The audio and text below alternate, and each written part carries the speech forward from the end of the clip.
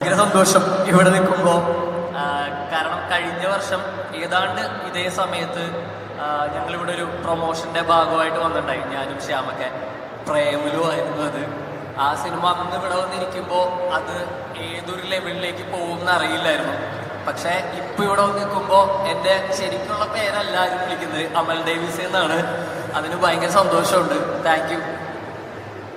ഈ ഒരു സിനിമയുടെ ഷൂട്ടിംഗ് വേറെ ആരും മറന്നാലും സംഗീതജ്ഞൻ മറക്കില്ല എന്നുള്ള കാര്യം ഞങ്ങൾക്കൊക്കെ അറിയാം. സോ എങ്ങനെയുണ്ടായിരുന്നു ഷൂട്ടിംഗ് എക്സ്പീരിയൻസ്? ഇവരൊക്കെ ആയിട്ടുള്ള റിയൽ ലൈഫ് റൊമാൻസ് എങ്ങനെയുണ്ടായിരുന്നു? എന്തോ അർത്ഥം വെച്ച് പറഞ്ഞ പോലെ ഞാൻ മറക്കാത്തത് വേറെ ഒന്നുകൊണ്ടല്ല. ഈ ഷൂട്ടിങ്ങിന്റെ ഇടയിൽ ഒരു കുഞ്ഞ് ആക്സിഡന്റ് ഒക്കെ പറ്റി കുറച്ച് റെസ്റ്റ് ഒക്കെ ഉണ്ടായിരുന്നു. പക്ഷെ അത് കഴിഞ്ഞ് തിരിച്ചു വന്നത് ഏറ്റവും സന്തോഷമുള്ള കുറെ മൊമെന്റ്സുമായിട്ടായിരുന്നു. ഇപ്പൊ ഈ പടത്തിൽ വർക്ക് ചെയ്യുമ്പോഴാണെങ്കിലും ഞാൻ പ്രേമലുവിന് ശേഷം കുറെ ആഗ്രഹിച്ച് ചെയ്ത ആദ്യത്തെ പടമാണ്. അതിനുശേഷം പിന്നെ ഇപ്പോൾ ചെയ്യുന്നതേ ഉള്ളൂ.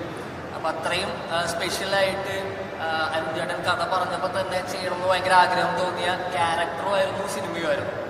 അപ്പോൾ അമൽ ഡേവിസ് പോലെ തന്നെയായിരുന്നു ഈ പടത്തിലെ ക്യാരക്ടറുടെ പേര്. ഹരിഹരസുധൻ എന്നാണ് പേര്.